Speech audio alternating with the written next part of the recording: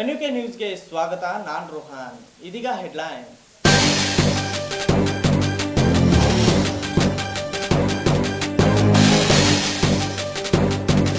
ರಾಜಾರೋಷವಾಗಿ ಮಾರಾಟವಾಗುತ್ತಿದೆ ಸಾರಾಯಿ. ಹೇಳೋರಿಲ್ಲ ಕೇಳೋರಿಲ್ಲ ಹೆಣ್ಣದಾಟ. ಪಂಚಾಯಿತಿ ಮುಂದೆ ಬೆಂಕಿಟ್ಟ ಗ್ರಾಮಸ್ಥರು. ರೈತರ ಪಾಲಿಗಿಲ್ವಂತೆ ನೀರಾವರಿ. 15 ವರ್ಷವಾದರೂ ಪೂರ್ಣವಾಗದ ಕಾಮಗಾರಿ. ಅಧಿಕಾರಿಗಳನ್ನ ತರಾಟೆಗೆ ತೆಗೆದುಕೊಂಡ ಅನ್ನದಾತ. ನಿಧಿಯಾಸೆಗೆ ಮಗುವನ್ನು ಕೊಂದನಂತೆ. ಕತ್ತು ಕೊಯ್ದು ಹೊಲದಲ್ಲಿ ಎಸೆದನಂತೆ. ಹಣದ ದಾಹಕ್ಕೆ ಬಿತ್ತು ಬಾಲಕನ ಹೆಣ. ವಿಜಯಪುರ ಜಿಲ್ಲೆಯ ಇಂಡಿ ತಾಲೂಕಿನ ಹಡಲಸಂಗ ಗ್ರಾಮದಲ್ಲಿ ಕಿರಾಣಿ ಅಂಗಡಿಗಳಿಗಿಂತಲೂ ಸಾರಾಯಿ ಅಂಗಡಿಗಳೇ ಹೆಚ್ಚು. ಅಕ್ರಮ ಸಾರಾಯಿ ಅಂಗಡಿಗಳು ಸಾರಾಯಿ ಮಾರಾಟ ಮಾಡುವುದನ್ನು ನಿಷೇಧಿಸಬೇಕೆಂದು ಗ್ರಾಮಸ್ಥರು ಪಂಚಾಯಿತಿ ಎದುರು ಪ್ರತಿಭಟನೆ ನಡೆಸಿದರು. ಗ್ರಾಮದಲ್ಲಿ ರಾಜಾರೋಷವಾಗಿ ಸಾರಾಯಿ ಮಾರಾಟ ಮಾಡುತ್ತಿದ್ದಾರೆ. ಸಾರಾಯಿ ಸೇವನೆಯಿಂದ ಹಲವಾರು ಕುಟುಂಬಗಳು ಬೀದಿಗೆ ಬಂದಿದ್ದು ಹಲವಾರು ಜನ ಸಾವನ್ನಪ್ಪಿದ್ದಾರೆ. ಹಾಗೂ ಸಾರಾಯಿ ಕುಡಿದು ಸಾಲ ಮಾಡಿ ಸಾಲದ ಕಿರಿಕಿರಿ ತಾಳದೆ ಕುಡಿದ ಮತ್ತಿನಲ್ಲಿ ಆತ್ಮಹತ್ಯೆ ಮಾಡಿಕೊಳ್ಳಲು ಮುಂದಾಗುತ್ತಾರೆ. ಕುಡಿಯಲು ಹಣ ಕಡಿಮೆ ಬಿದ್ದಾಗ ಹೆಂಡತಿಯ ಬೆಲೆ ಬಾಳುವ ಬಟ್ಟೆ, ಚಿನ್ನದ ಆಭರಣಗಳು, ಮಂಗಳಸೂತ್ರವನ್ನು ಮಾರಾಟ ಮಾಡುತ್ತಾರೆ. ನಶೆಯಲ್ಲಿ ಜೂಜಾಟ ಆಡುತ್ತಾರೆ.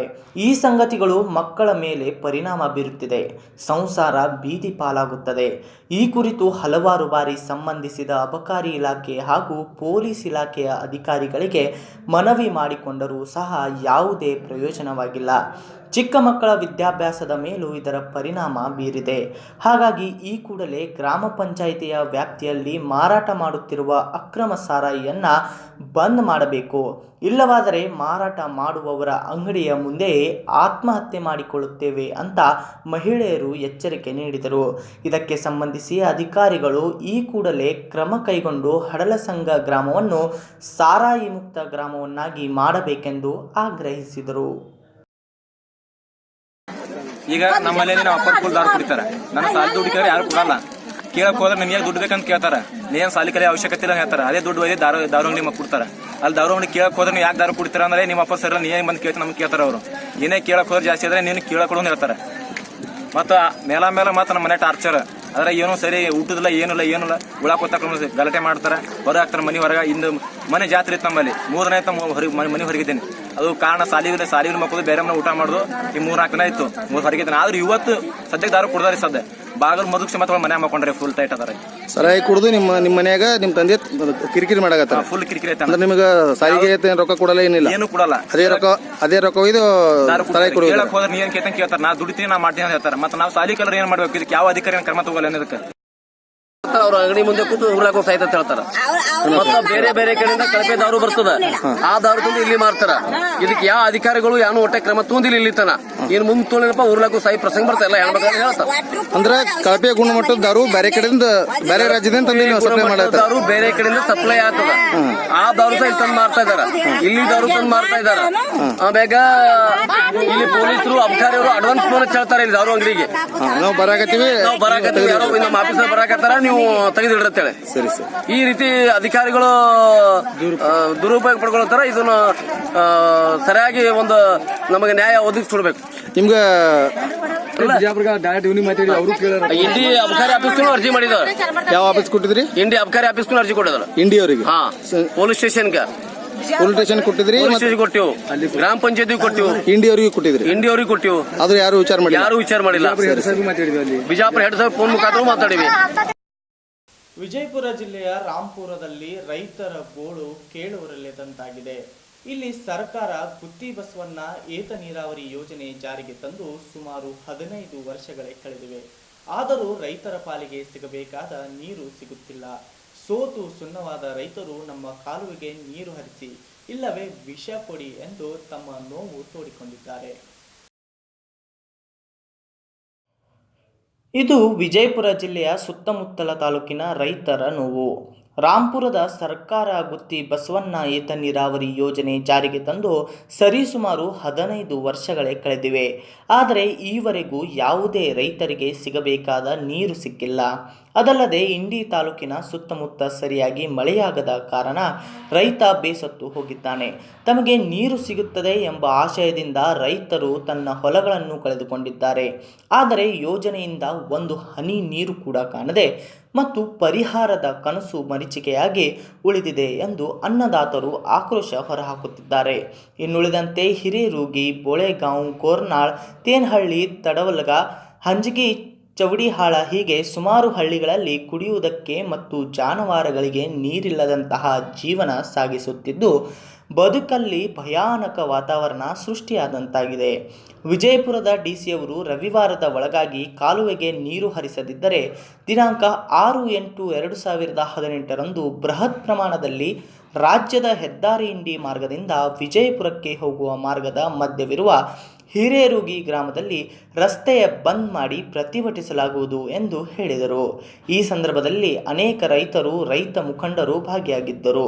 ರೈತರು ಕೇಳುವ ಪ್ರಶ್ನೆಗಳಿಗೆ ಅಧಿಕಾರಿಗಳು ತಬ್ಬಿಬ್ಬಾದ ದೃಶ್ಯಾವಳಿಗಳು ಕಂಡುಬಂದವು. ಇಲ್ಲಿ ಹಿಂದಿನ ವರ್ಷ ಎಲ್ಲ 100 ಕಿಲೋಮೀಟರ್ವರೆಗೂ ನೀರು ಹರಿಸಿರ್ಬೇಕು. ಯಾಕೆ ನಾನು ಈಗ ಹೊಸ್ದಾಗಿ ಬಂದಿದ್ದೀನಿ, ಒಂದು 2 ತಿಂಗಳಾಗಿದೆ. ನಾನು ಇವರೆಲ್ಲ ನಮ್ಮ ಅಧಿಕಾರಿಗಳು ಹೇಳಿದ್ದು ಎಲ್ಲರಿಗೂ ಕೊಟ್ಟಿದ್ದೀರಪ್ಪ ಹಿಂದಿನ ವರ್ಷ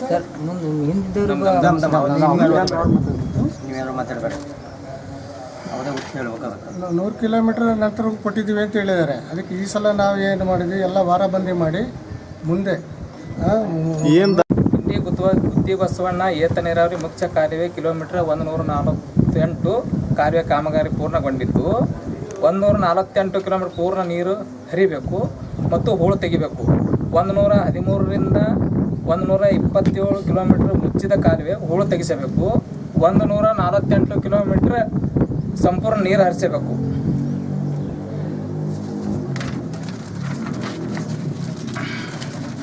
ನೀರು ಹರಿಸದಿದ್ದರೆ ಹಾಗೂ ಹೂಳು ತೆಗೆಸಿದ್ದರೆ ಹಾಗೂ ಸರಿಯಾಗಿ ಕರೆಂಟ್ ಕೊಡದೆ 6/8/2018 ಸೋಮವಾರ ಬೆಳಗ್ಗೆ 8 ಗಂಟೆಯಿಂದ ಇಂಡಿಯಿಂದ ವಿಜಯಪುರ ಹೋಗುವ ರಸ್ತೆ ಹಿರೇರೂಗಿ ಗ್ರಾಮದ ರಾಜ್ಯ ಹೆದ್ದಾರಿ ಅನಿರ್ದಿಷ್ಟ ಅವಧಿಯವರೆಗೆ ಬಂದ್ ಮಾಡಲಾಗುವುದು.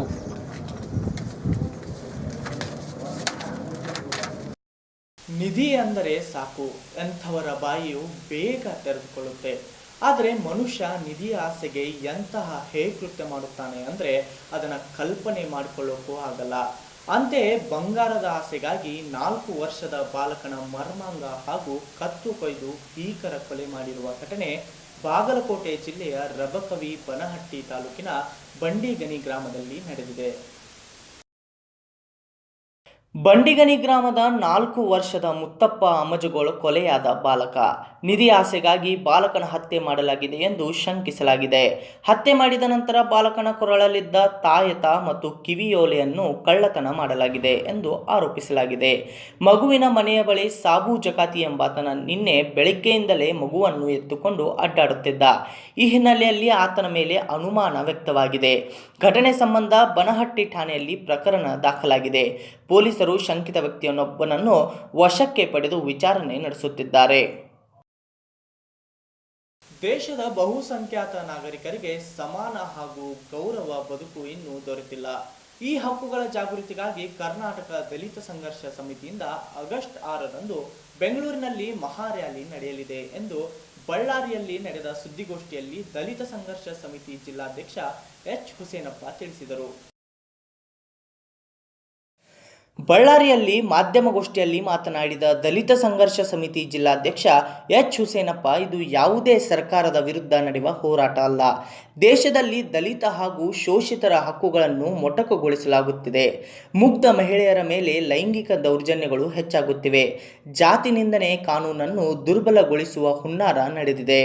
ಈ ಎಲ್ಲ ದಲಿತ ವಿರೋಧಿ ರಾಜಕೀಯ ನಡೆ ವಿರೋಧಿಸಿ ದಲಿತ ಹಕ್ಕುಗಳ ರಕ್ಷಣಾ ಮಹಾರ್ಯಾಲಿ ನಡೆಯಲಿದೆ ಎಂದರು. ಈ ಸಂದರ್ಭದಲ್ಲಿ ಅನೇಕ ಸಮಿತಿಯ ಅನೇಕ ಕಾರ್ಯಕರ್ತರು ಹಾಜರಿದ್ದರು. ಸಾಲಬಾಧೆ ತಾಳಲಾರದೆ ದಂಪತಿಗಳಿಬ್ಬರು ಜಮೀನಿನಲ್ಲಿ ಕೀಟನಾಶಕ ಸೇವಿಸಿ ಆತ್ಮಹತ್ಯೆಗೆ ಶರಣಾಗಿರುವ ಘಟನೆ ಕಲಬುರಗಿ ಜಿಲ್ಲೆಯ ಚಿತ್ತಾಪುರ ತಾಲೂಕಿನ ಕೊಲ್ಲೂರು ಗ್ರಾಮದಲ್ಲಿ ನಡೆದಿದೆ. ಆತ್ಮಹತ್ಯೆ ಮಾಡಿಕೊಂಡ ದಂಪತಿಗಳನ್ನು ಪತಿ 30 ವರ್ಷದ ಶಿವಯ್ಯ ಸ್ವಾಮಿ ಹಾಗೂ ಪತ್ನಿ 27 ವರ್ಷದ ಮಮತಾ ಎಂದು ಗುರುತಿಸಲಾಗಿದೆ.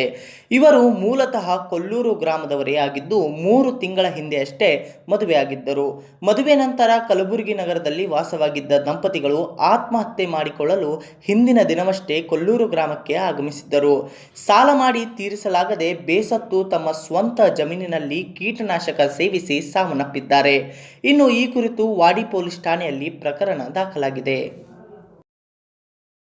ಎಸ್ಎಸ್ಎಲ್ಸಿ ಹಾಗೂ ಪಿಯುಸಿಯಲ್ಲಿ ಹೆಚ್ಚು ಅಂಕ ಪಡೆದು ತೇರ್ಗಡೆಯಾದ ವಿದ್ಯಾರ್ಥಿಗಳಿಗೆ ಕನ್ನಡ ಸಾಹಿತ್ಯ ಪರಿಷತ್ ನಾಲ್ವಾರ ವಲಯದ ವತಿಯಿಂದ ಪ್ರತಿಭಾ ಪುರಸ್ಕಾರ ಹಾಗೂ ಗೌರವಧನ ನೀಡಿ ಗೌರವಿಸಲಾಯಿತು.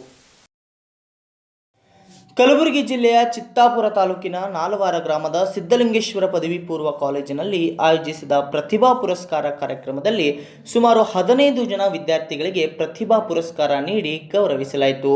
ಕಾರ್ಯಕ್ರಮದ ದಿವ್ಯ ಸಾನ್ನಿಧ್ಯವನ್ನು ರಾವೂರು ಸಿದ್ದಲಿಂಗೇಶ್ವರ ಸಂಸ್ಥಾನ ಮಠದ ಸಿದ್ದಲಿಂಗ ಸ್ವಾಮಿಗಳು ವಹಿಸಿದರು. ಮುಖ್ಯ ಅತಿಥಿಯಾಗಿ ಉದ್ದಿಮೆದಾರರು ಲಿಂಗರೆಡ್ಡಿ ಬಾಸರೆಡ್ಡಿ ಹಾಗೂ ರಾಯಚೂರು ಕೃಷಿ ವಿವಿ ನಿರ್ದೇಶಕರಾದ ವೀರನ್ನಗೌಡ ಪರಸರೆಡ್ಡಿ, ಕಸ್ಬಾ ತಾಲೂಕು ಅಧ್ಯಕ್ಷರು ಕಲಬುರಗಿ ಹಾಗೂ ಕನ್ನಡ ಸಾಹಿತ್ಯ ಪರಿಷತ್ ಚಿತ್ತಾಪುರ ತಾಲೂಕು ಅಧ್ಯಕ್ಷ ಕಾಶಿನಾಥ್ ಗುತ್ತೇದಾರ್, ಕನ್ನಡ ಸಾಹಿತ್ಯ ಪರಿಷತ್ ಗೌರವ ಕಾರ್ಯದರ್ಶಿ ಸಿದ್ದಲಿಂಗ ಬಾಳಿ ಸೇರಿದಂತೆ ಅನೇಕ ಮುಖಂಡರು ಅತಿಥಿಗಳು ಭಾಗವಹಿಸಿದ್ದರು. ಇದು ಇವತ್ತಿನ ಸುದ್ದಿ. ನಿರಂತರ ಉತ್ತರ ಕರ್ನಾಟಕದ ಅಪ್ಡೇಟ್ಸ್ಗಾಗಿ ನೋಡ್ತಾ ಇರಿ NUK ನ್ಯೂಸ್.